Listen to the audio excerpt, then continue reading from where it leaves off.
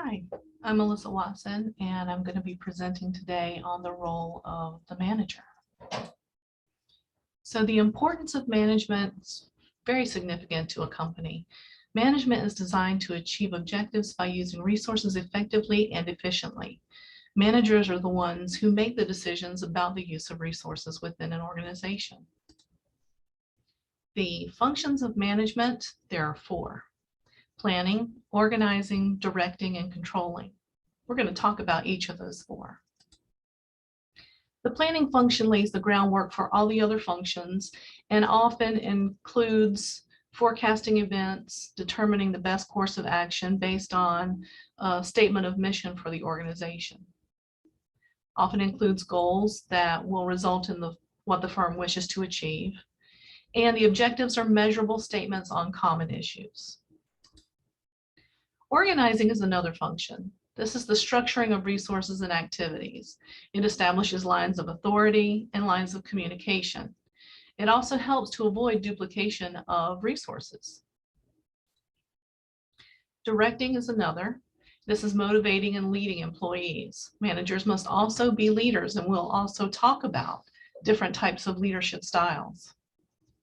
This has to do with telling employees what to do, when to do it based on guidelines, and encouraging them to do their work.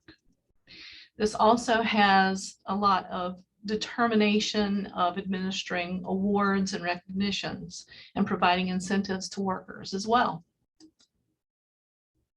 Controlling is the third function that we'll talk about, and it involves evaluating and correcting activities. And 5 activities in this area are measuring performance, comparing performance with standards or objectives that are already in place, identifying deviations from those standards, investigating the causes of those deviations, and then taking corrective action when necessary. The importance of the management functions to different types of managers will vary based on that type of manager. For instance, top managers, planning is the most important function. To middle managers, organizing might be the most important function. And to frontline managers, daily directing and controlling may be the most important functions. So who are top-level managers? Basically, the president, the CEO, and executive vice president of presidents of the organization. Middle management would include individuals like plant managers, division managers, and department managers.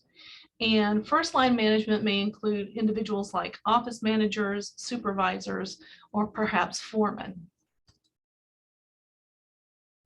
So let's talk about those 3 different types of levels of management. Top management basically has the overall responsibility of the organization, and in publicly owned organizations, the CEOs are that top level responsible person, and usually their boss is the board of directors for the organization. They spend most of their time planning and making strategic decisions. Workforce diversity is also a very important topic for the top management level. Middle management is responsible for more tactical planning, more focused responsibilities of spending more time organizing than other managers do. It includes generally plant managers, division managers, department managers. And lastly, first line management. These individuals often are the supervisors of the workers, and they deal with the daily operations. They implement plans and establish middle management, direct workers' daily performance, and they spend most of their time directing and controlling.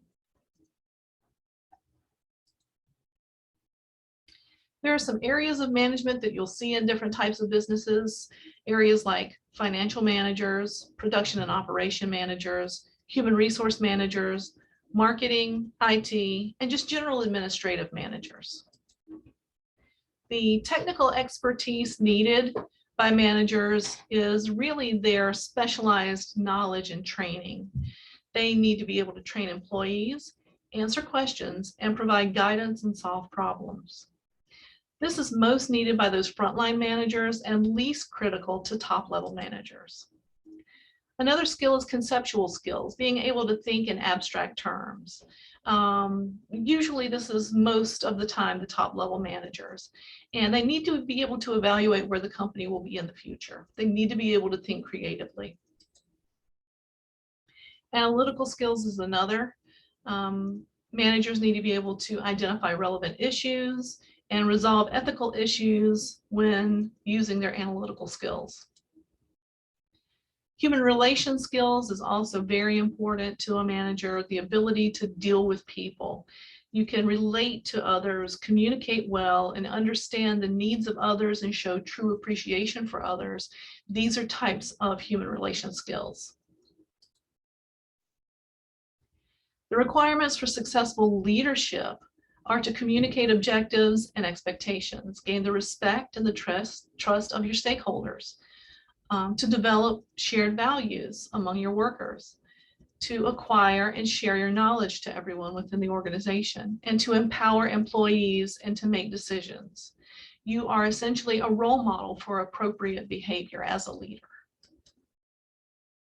There are some different types of leadership styles. There's the autocratic leader who makes all of the decisions and tells employees what to do and when to do it and how to do it. There are democratic leaders who generally will involve the employees in the decision-making process and have some shared governance there. And there are free rein leaders. These typically will let employees work without much interference, and they set performance standards and let employees find their own way to meet their performance standards. Authentic leaders are generally both democratic and free rein leaders. They're passionate about the goals and the mission of the company. They display corporate values in the workplace, and they form long-term relationships with stakeholders and essentially lead by example. Another aspect of leadership that is extremely important is employee empowerment, participative decision-making, including the employees. It will involve both the manager and the employee input. And leaders must adopt systems that support employees' ability to provide input and feedback to the company. In conclusion, management is not really an exact or calculated science. There's really no mathematical formula for managing a firm or achieving goals, but it basically boils down to two activities. One, figuring out what to do despite uncertainty, great diversity, and enormous amount of potentially relevant information available. And two, getting things done through large and diverse sets of people despite having very little control.